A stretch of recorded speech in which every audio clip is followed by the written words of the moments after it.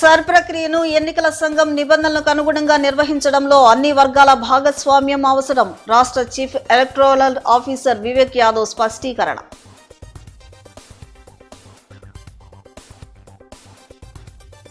YCP నేత అమర్నాథ్ మహిళా లోకానికి బహిరంగ క్షమాపణలు చెప్పాలి. మంత్రి గుమ్మడి సంధ్యారాణి డిమాండ్.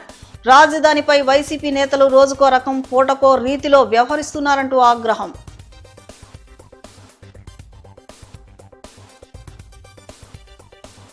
ఎన్టీఆర్ జిల్లాలో ఓటర్ల జాబితా ప్రత్యేక సమగ్ర సవరణ ప్రక్రియను పారదర్శకంగా నిష్పక్షపాతంగా నిర్వహిస్తున్నామన్న జిల్లా కలెక్టర్ లక్ష్మీషా.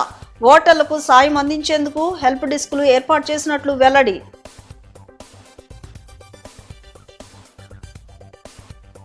జగన్ను లక్ష్యంగా చేసుకుని సీఎం చంద్రబాబు నాయుడు రాజకీయ లబ్ధి పొందాలని చూస్తున్నారు.